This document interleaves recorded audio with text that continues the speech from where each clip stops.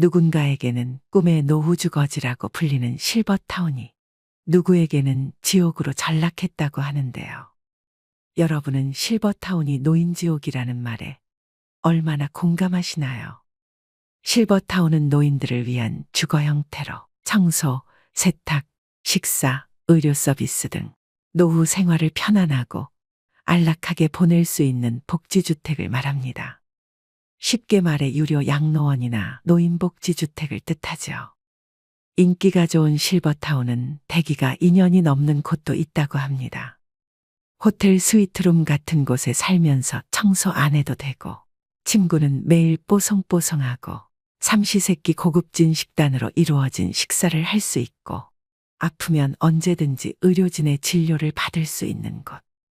비슷한 연령대 친구들과 살아온 인생 이야기를 하며 수영장 헬스클럽에서 건강을 챙기고 다양한 프로그램이 있어 지루할 틈이 없을 것 같은 곳. 서울 도심이나 인근 도시에 자리 잡고 있어 외출도 자유로울 뿐만 아니라 가족들도 교통체증 없이 수시로 찾아올 수 있는 이곳은 지상낙원으로 비춰질 수 있습니다. 나이 들어 몸이 아프면 만사가 귀찮습니다. 그럴 때마다 누군가 밥도 해주고 청소도 해주고 빨래도 해줬으면 좋겠다는 생각을 하실 텐데요.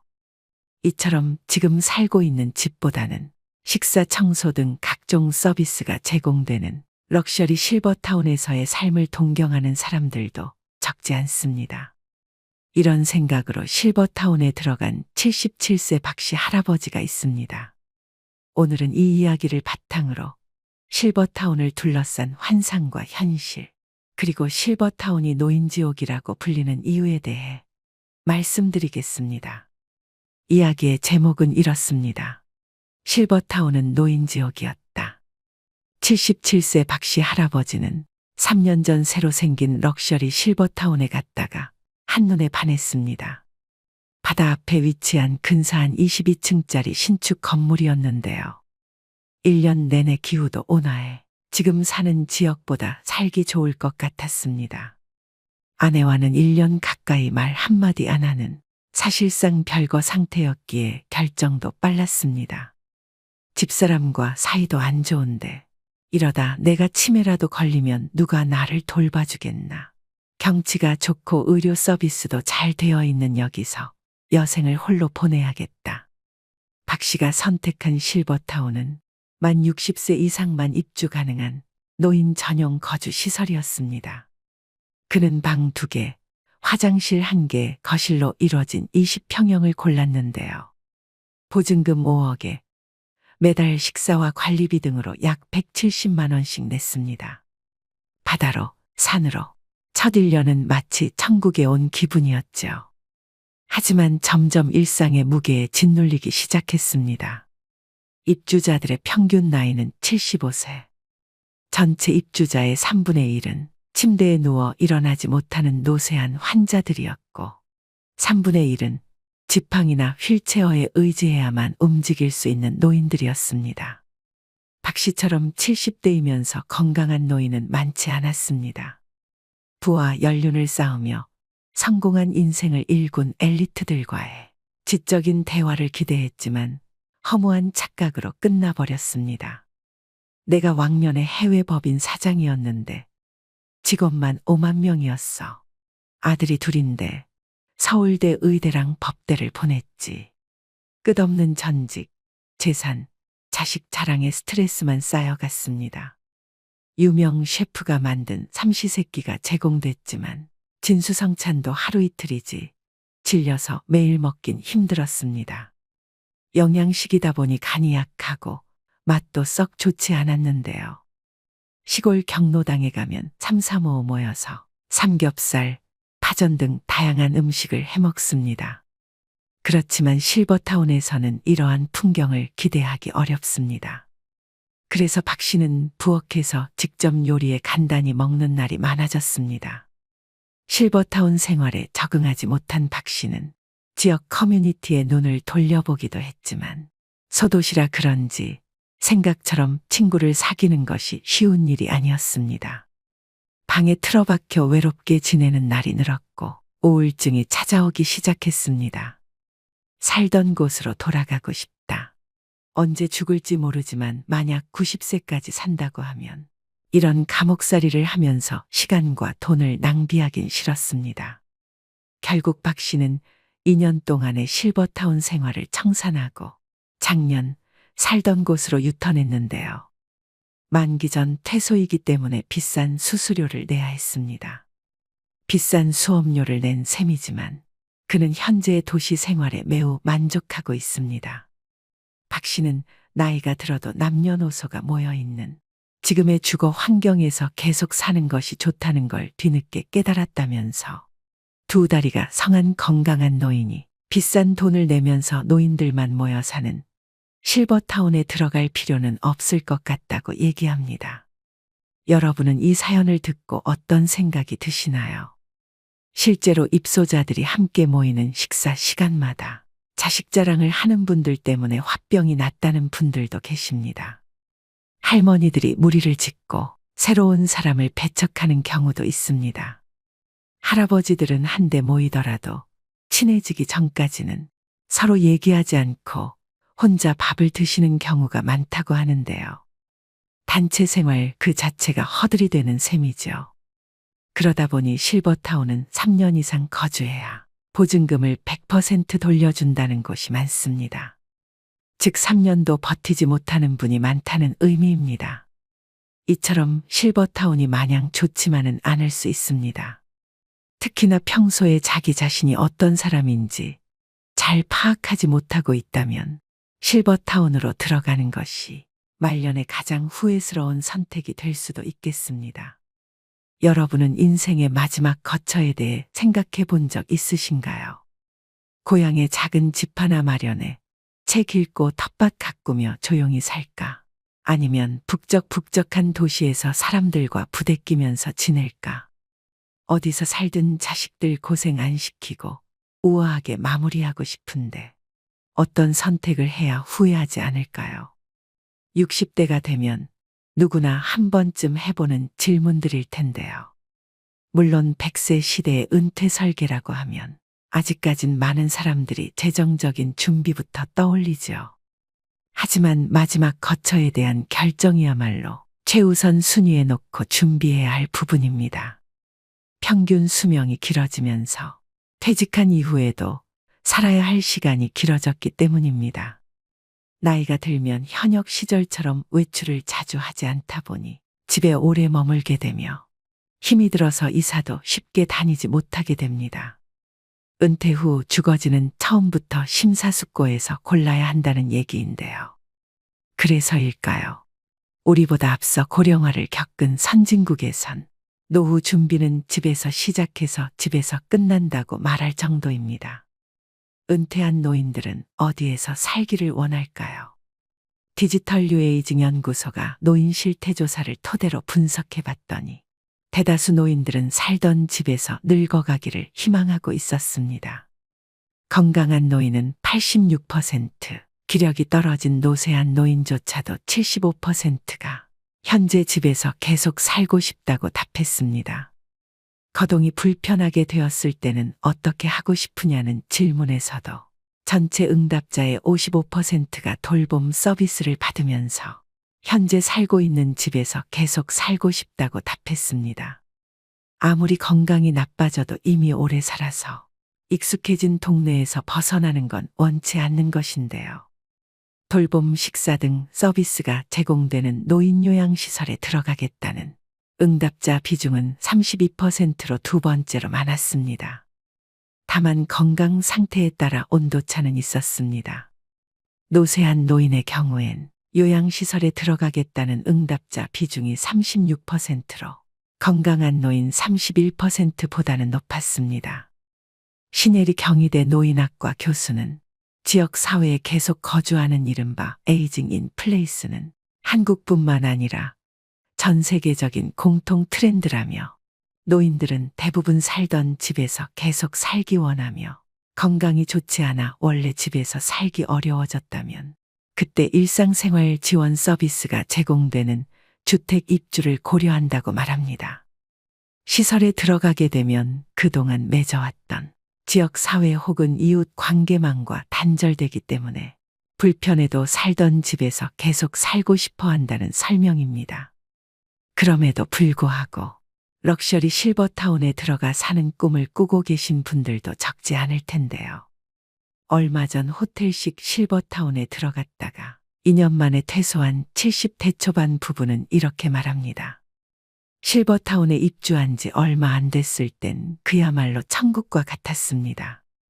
내부의 수영장과 헬스클럽은 물론이고 소극장의 도서관, 당구장, 탁구장, 노래방, 그리고 방문한 가족들과 모임을 가질 수 있는 고급 레스토랑, 스카이라운지에 와인바가 있어 자신이 좋아하는 재즈를 들으며 이웃 친구와 늦도록 담소를 나눌 수 있겠다는 생각에 부부는 행복했습니다. 이게 5년 전의 일입니다. 이곳에서 나중에 거동이 불편할 때라도 보살핌을 잘 받으며 자식들에게 부담 주지 않고 여생을 보내면 되겠구나 하는 생각에 마음까지 홀가분해졌다고 합니다. 첫 몇 개월은 그야말로 구름 위를 걷는 기분이었습니다. 사실 실버타운 안에 있을 때는 호텔 같은 방 안에서 많이 지냈고 시설을 본격적으로 이곳저곳 이용하기보다는 외출해서 친구들을 만나 자랑하기 바빴기 때문에 여전히 방문객처럼 지냈습니다. 입주 후 들뜬 몇 개월이 지나자 점점 일상의 무게에 짓눌리기 시작했습니다. 밥 한 끼를 먹으러 식당에 내려가려 해도 옷을 외출할 때처럼 차려입고 나가야 했습니다. 안 그러면 분위기를 해친다는 말이 나오기 때문이었습니다. 자신과 같은 관심거리를 갖고 있는 사람을 실버타운에서 찾기 어려웠을 뿐만 아니라 모여서 하는 이야기를 들어보면 대개는 끝없는 자기 자랑과 자식 자랑만 늘어놓기 일쑤였습니다. 친구를 만나 이런 하소연을 했더니 대뜸 이런 말을 했습니다. 아니 뭐하러 그렇게 비싼 돈 내고 그런 데 들어가서 사냐. 호텔은 그냥 여행 가서 잠깐씩 다녀오면 되는 거고 그곳에서 제공하는 서비스라면 내가 사는 주상복합 아파트와 별반 다르지도 않아. 나도 아파트에서 나와서 엘리베이터 타고 내려가면 온갖 식당들이 한 빌딩 안에 있고 헬스클럽, 병원의 목욕탕에 커피숍과 슈퍼마켓도 있고 빵집도 있고 그 정도는 건물 밖에 나가지 않아도 살 수 있어. 70대 부부는 실버타운 생활 2년 만에 그곳을 나왔습니다.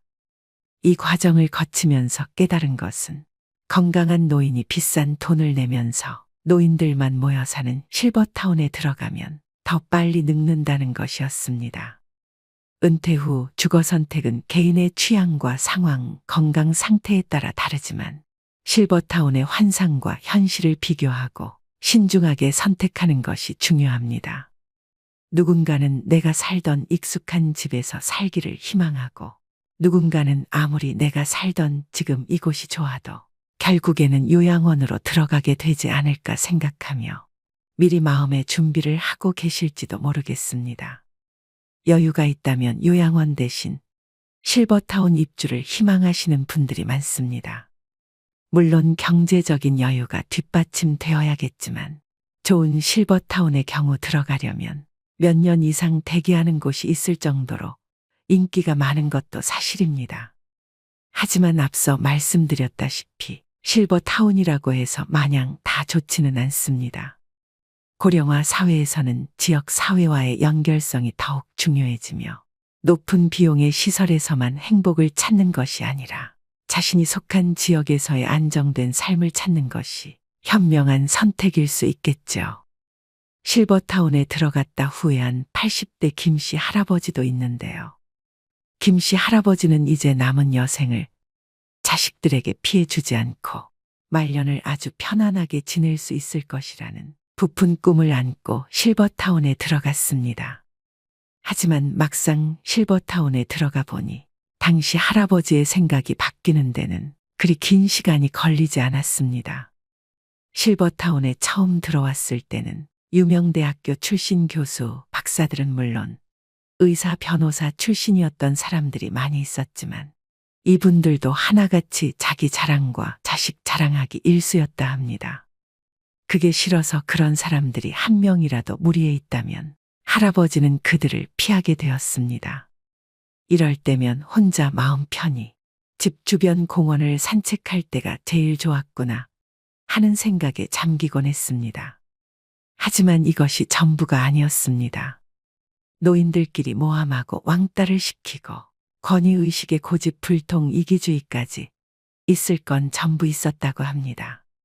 심지어 서로 의견 충돌로 인해 주먹 다짐도 있어 경찰차가 출동했던 적도 있고 할아버지와 함께 들어온 할머니에게 찝쩍거리다 남편 할아버지에게 들켜서 실버타운에서 공개적으로 혼쭐이 나기도 했답니다.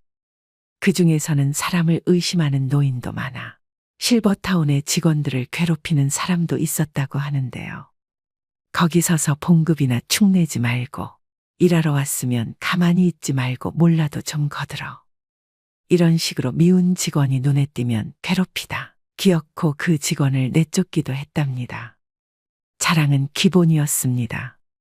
왕년에 내가 경찰서장이었는데, 내가 신문사 기자였는데, 내가 세무서장이었는데, 내가 왕년에 별이 몇 개였는데, 내가 옛날에 하늘을 나는 새도 떨어뜨린 첩보부 대장이었다 하며 별의별 괴짜 노인들이 다 모여 있었다고 합니다. 평소 마음씨가 곱지 못한 노인들은 어디를 가나 있기는 마찬가지라는 생각이 든 어느 날에는 어떤 노인이 할아버지 곁으로 와서 나는 서울대 출신이라며 가뜩이나 가방끈이 짧았던 할아버지의 속을 확 긁어 놓았습니다. 이렇게 실버타운에 빨리 실증이 난 할아버지는 반년도 안 돼 고향에 있는 가족과 친구들 생각만 났고 당장 짐을 싸고 여기를 벗어나고 싶어 했습니다. 보증금 돌려달라고 보채고 싶었지만 시설 측은 이미 건설비 운영비로 전부 들어가 보증금 돌려줄 돈이 없다고 말했답니다. 그래서 그냥 꼼짝없이 돈도 몸도 묶여버렸습니다. 이렇게 최 씨 할아버지가 겪었던 일처럼 이기적이고 탐욕도 많으며 입만 열면 자기 자랑에 자식 남편 또는 아내 자랑 외에는 대화 주제가 거의 없는 사람들이 실버타운에 정말 많습니다. 어느 곳이나 텃세 심한 곳이 있는 것처럼요. 사실 노후에는 인생에서 내가 먹고 싶은 음식 해먹고 사는 것이 육체적으로 건강해지는 비결 중 하나입니다. 주변 어르신들 말씀하시는 것을 들어보면 식사 걱정 안 하고 남이 해주는 밥을 먹을 수 있어 실버타운에 가고 싶다고 하신 분들이 많이 있었습니다. 하지만 막상 실버타운에 계시는 어르신들은 식사가 질리는 게 제일 고충이라는 말씀을 하십니다. 먼 나라 미국에는 실버타운에서 치매 환자가 늘고 있다고 합니다. 그곳에서 너무 편하게 살다 보니 머리를 잘 쓰지 않은 것이 치매의 원인이 된 것인데요. 실버타운에 들어갈지 말지 현명하게 결정하기 위해서는 내가 어떤 사람인지 평소에 잘 인지하는 것이 중요합니다. 직접 살림하는 것을 좋아하시는 분들이나 내가 먹고 싶은 것을 직접 해먹는 것을 좋아하는 분들이라면 실버타운은 잘 안 맞을 수 있습니다. 소소하게 비 오는 날 김치 부침개 부쳐 먹고 청국장 끓여 먹고 돼지고기 넣은 김치찌개 끓여 먹는 것을 즐기시는 분들이라면 더욱 안 맞을 수 있습니다. 정리하자면 국내에서 실버타운을 경험한 사람들의 대다수가 공통적으로 말하는 점을 두 가지로 추려볼 수 있겠는데요. 첫 번째, 활력을 잃는다. 본인도 노인이지만 매일 노인들을 보고 노인들과 함께하면 활력이라는 것을 찾아보기 힘들어지고 본인도 점점 활력을 잃어간다는 느낌을 가지게 됩니다. 입주 후 시간이 길어질수록 더 늙어가는 것 같다는 느낌이 든다는 것이죠. 어린 사람들과 자꾸 어울려야 한 살이라도 더 어려진다라는 말을 실감하게 됩니다. 독일의 어느 학자는 노인끼리 모여 살면 그 자체가 불행이다 말했습니다. 두 번째, 자꾸 남과 비교를 하게 된다. 남과의 비교는 결국 본인의 마음을 더 힘들게 하는 만병의 근원이라는 걸 잘 아실 텐데요. 알면서도 자꾸 비교를 하게 됩니다. 예를 들어 공용 소파에 앉아서 차 한잔하고 있으면 다른 자식들이 엘리베이터에서 내려 부모님 집에 가는 것을 보게 됩니다. 얼마 지나지 않아 다른 손자가 내리는 것을 보게 됩니다. 이젠 남의 집 자식들의 얼굴을 기억합니다. 이건 간단한 예이지만 여러 종류의 다양한 일들에서 남들과 비교를 하게 됩니다.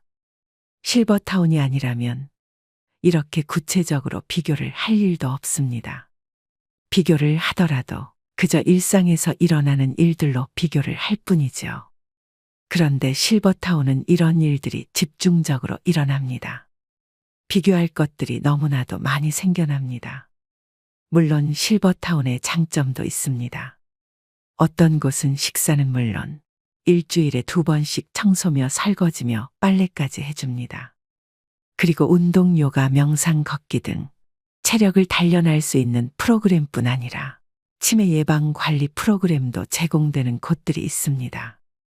뿐만 아니라 비상 상황을 대비해서 의료 서비스를 제공해주고 친목을 도모하는 다양한 동호회나 공연, 자원봉사를 지원해주는 곳도 있습니다.